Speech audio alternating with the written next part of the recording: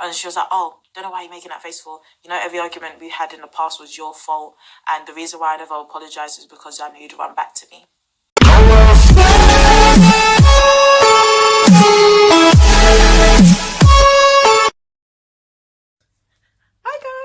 Hi guys, it's me, your favorite YouTuber.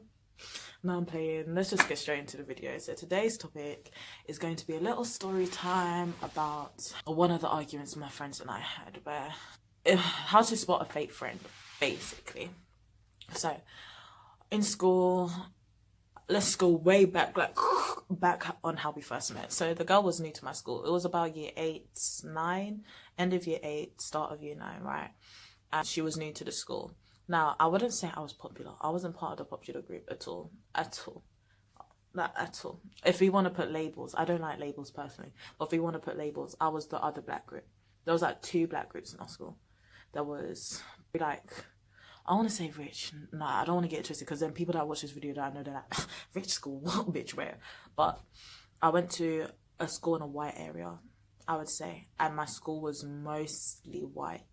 After a while, it was mostly white in like a, area, an okay area. And like, I was part of the other black group that was calm with everyone. Like, we were calm with everyone. We could talk, or I could talk to any group. I could talk to the popular group. I could talk to the white people, talk to the nerds, the geeks, just anyone. You get my point. Me, out of my whole group, could talk to anyone. The new girl in school, I hadn't seen her though, but there was a new girl in school. And one of the girls I remember that was part of the popular group, her and her friends were mocking her already. Again, I hadn't seen her. They were like, oh, have you seen the new girl? Have you seen the new girl? She's bare ugly. Gold hair, Latoya. Can you imagine gold and black braids? Oh, it looks nasty, and she's butters and da-da-da-da-da. For people who don't know what butters means, it means you're ugly. Basically, they were grilling her. And again, I got bullied. I've been bullied before. A lot of people don't know that, but I've been bullied before. So automatically, I kind of felt bad for the girl. You get what I mean? I was just like, oh, I haven't seen her yet. Do you know where she is? What's her name? Oh, I was about to say her name. Can't say her name. Let's call her Princess. Yeah, so they were like, Princess. And I was just like, let's say Princess as if that's a bad name. The girl's actual name isn't bad. Like, I was really about to air out this girl's name. Wow, I'm rubbish. Princess, as if Princess is such a ghetto name, but okay. But you're acting as if your name is, yeah, we won't go there, Latoya, we're not going to cuss. But, so I was like looking out basically for a girl named Princess, but she wasn't in any of my classes. So it was before lunchtime. We had science, I remember. Who comes in? Princess. And she sits near me, and with her glasses and her golden black hair, I kind of was like looking at her like, because she was very quiet. She was very quiet. No one was really talking to her. And me being my very confident, bubbly, loud self, I was going to talk to her, but I didn't want to be creepy and be like, you want to be my friend? Girl, no, bye. I started talking to this boy named Teague. Hi, Teague! Started talking to this boy named Teague, and we were talking about mindless behaviour. And I was gassing Princeton so much. And then I remember I was like arguing with this guy about whether he was good looking. And then I remember I turned to Princess and I was just like, you know mindless behaviour, don't ya? Don't ya? And then she was like, I could tell she was listening into our conversation anyway, and I was being loud on purpose. And I turned to her and I was like, oh, you know mindless behaviour? You know mindless behaviour? She was like, yeah. And I was like, Princess beautiful, don't you think he's beautiful? And then she was like, yeah, he's good looking, he is. So then I was like, exactly, see, even Princess thinks he's good looking, Teague. Again, hi Teague. Yeah, but I started talking to her some more about mindless behaviour. And about just random stuff, I think. I can't actually remember, but I remember we were talking about mindless behaviour a lot. So then I was like, oh, did you make any friends yet? I think she said no, but I can't remember, but I'm quite sure she said no. And I was like, oh, well, you can sit with me and my friends at lunch. I'll introduce you to the rest of them. They're really sweet girls. Like, yeah, if you have no one to sit with or if you were worried or anything. She was like, okay, cool. Introduced her, and the rest was history. So this is why we're not friends anymore. Over the years, me and this girl have clashed a lot because I felt like she owes me nothing. Let's get that straight. Even though I was a little bit salty at first because I was kind of the one that introduced you to the rest of my friends. I don't want to make it as if I own them. I've always made it clear to my friends, listen, be friends with who you want to be, because I'm going to be friends with who I want to be, whether you like them or not. Do you get what I mean? I'm not a snake, but I'm friends with who I want to be friends with. You can't tell me not to be friends with no one. If they're cool, they're cool. You get what I mean? If they're chill, they're chill. If they're a nice person, they're a nice person. Me and this guy have gotten a lot of arguments over the years. It's not my fault. I don't care. But I was always the one to apologise in the end, because I was just like, you know what? Let it just be a thing where we squash it. Because I always tell my friends as well, don't pick sides. But for some reason, because her presence was very intimidating, like if you didn't pick her side, she would be annoyed at you or angry at you. That's how she always made it to be.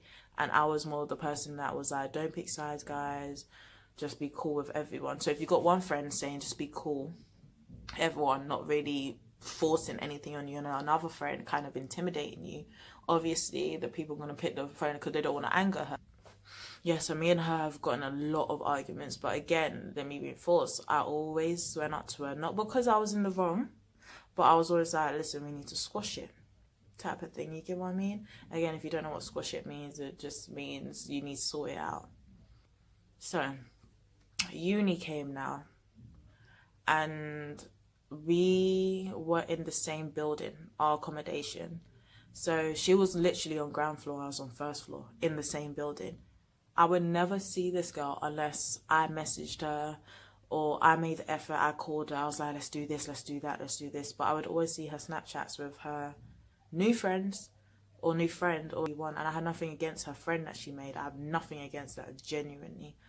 But I was just like, why does it feel like I'm the only one making the effort here? Like, are we not supposed to be friends? Are we not cool? Type of thing. So I spoke to her about it, and she basically said, oh, deal with it. That's just how I am. But I feel like you're not taking this seriously. But I was like, you know what? I don't want to beef. We're in uni. We're grown. Let's just move that. When we get... No, she told me there was something she needed to tell me.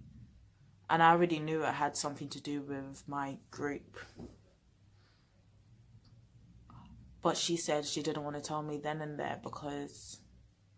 I'm guessing because the girls were there, she didn't want to come off as a snake.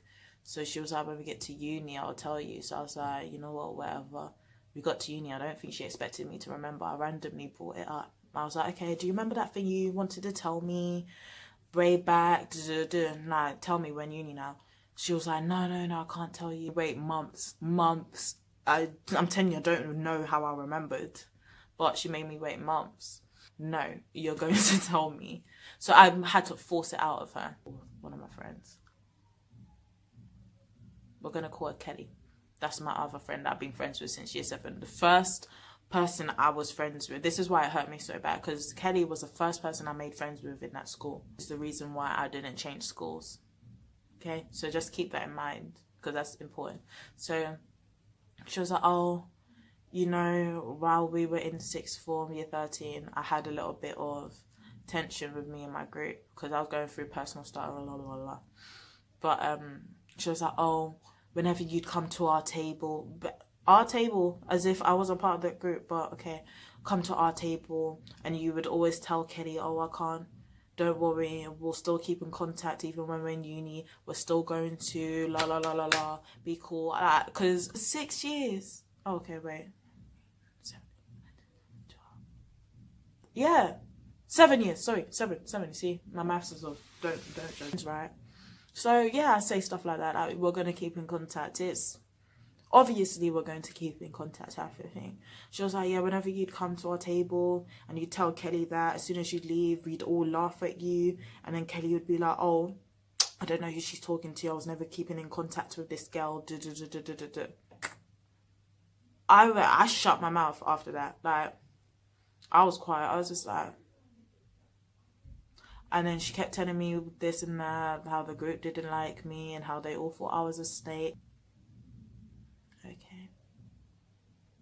Then, this girl, Princess, she was like to me, oh, we were talking, she was talking some more. I was already quiet because I was really upset with her. And she was like, oh, you know, every argument we had in the past was because of you, right? And I was like, I don't know if it was my facial expression, but I was like, huh? I don't know if she thought I was joking, like I was saying, oh, you're chatting rubbish type of thing, like joking, but I was very serious. I was like, huh? And she was like, oh, don't know why you're making that face for. You know, every argument we had in the past was your fault. And the reason why I never apologized is because I knew you'd run back to me.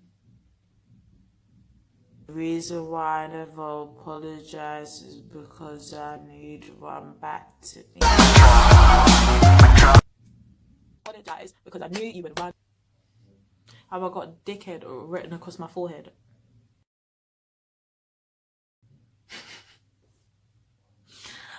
Huh? I want to say my whole... I felt like crying at that point. Like, wow. These girls really did you dirty. Like, how dare she? I'm sorry. I've been such a calm person. I always try to do the right thing. You get what I mean? That's why they thought I was a snake, because they were bullying this one girl that was in our group. Let's call her Maya. They were bullying Maya. And I already had tension with them anyway, but then after I saw they were bullying Maya, I kind of backed Maya and they didn't like that. That's why I was seen as the snake. I was considered a snake for backing Maya. So I was like, wow. So that I left. I couldn't stay there. And I went up to my room, and then one of my other friends, Brittany, she was in my room already. And I just started crying. I just started crying to her. I was like, I can't believe it. These girls who I've been friends with since year 7, I was really about to say her name again, Princess. Since year 8, I really brought you into my group. And we were sisters, all of us, for a very long time. And I really thought they were going to be girls that I would really have in my life for like the rest of my life. Like best friends, sisters. Like, I really took that to heart, sisters type of thing. It crushed me. Especially Kelly. Like forget Princess, because Princess has been doing me dirty for a while now, so I wasn't even shocked. Hurt me, but maybe because it was slightly true. You get what I mean? I did keep running back to her, and maybe that's on me at the end of the day, you know, because I don't know where I was going and keep on running back to this girl, but that's on me. But to hear what Kelly said, my first friend who knew a lot of my secrets, who like she knew I was getting bullied, and I feel like I felt betrayed, I felt hurt, I felt hurt. I felt hurt because I've lost a lot of people in my life, like friends, family. Not physically, but like emotionally. My attachment to a lot of my family isn't there. So when I am emotionally attached to someone, I'm emotionally attached to them type of thing. You get what I mean? And I feel like I invested so much in that friendship. She hurt me. And we're cool now, but it's not the same.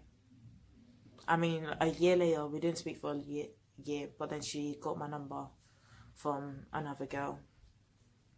And I guess we're cool now. Like, we talk now, and she did spend a good while apologizing. She explained to me why she did what she did, which I'm not gonna really go into. But I guess we're cool now, but it's not the same, and it can't be the same type of thing. You get what I mean? Yeah. But me and Princess aren't friends no more. We're not cool no more. That was kind of, it shouldn't have been the last thing, what she said. As bad as it was, that should not have been the last thing that kind of pushed me over the edge. I think it had a lot to do with Kelly. And I was just like, I'm tired of being used, and yeah, I'm just tired, you know? And more of this story is, with Kelly, it was a shock. But with Princess, I knew she was snaking me. I knew. People told me I was being stupid. People told me to drop her from day one. they told me, you're an idiot for taking her back, you're an idiot for going back and apologizing when you did nothing wrong. They would always tell me, and I'd be like, I know, I don't know why I couldn't lose her, type of thing. I don't know why. If you got a toxic person, it doesn't even need to be a friend, but just anyone in your life that's toxic, it's not worth it. Know your self-worth, man. Maybe because I didn't love myself, that's why I was holding on to her. You deserve better, man. You deserve better. You deserve better. Why are you holding on to someone toxic for? What are they bringing to your life but pain and misery? Nothing. Let them go. Let it go. Let them go. Let them go. It's not worth it. It is not worth it. And I dropped her, and when I say I am so fine with it, I didn't think I would be okay, but after letting her go, I felt like I could breathe. And the amount of growth, self-growth, self-worth, self-love I have for myself now is crazy. Let them go. They're not worth it. And you'll really truly appreciate the people that are in your life, that are bringing something. When you let the toxic people go, you really see who's there for you. And you're not concentrating on the negative, just the positive people in your life. If they are not bringing nothing into your life that is positive, let them go. Let them go. It doesn't matter how many years you've known that person. These girls, I've met them, well, Vanessa for 2 years. This is the 2nd year. But Daniela for not even a year, a few months. And I feel closer to them than that whole group. Genuinely. Let them go. It's not worth it. That's the end of the video. This one was a little bit more sad. I'm going to have to bring a funny story next time. But, guys, if you liked it, like the video. If you didn't, give me a thumbs down. Again, I'll do better. I will do better. I love you. People can hear me all the time.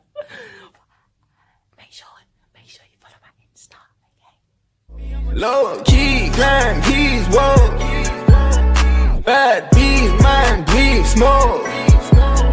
Pour me the weed, pour me the cheese in the door. Yeah. I'm in that.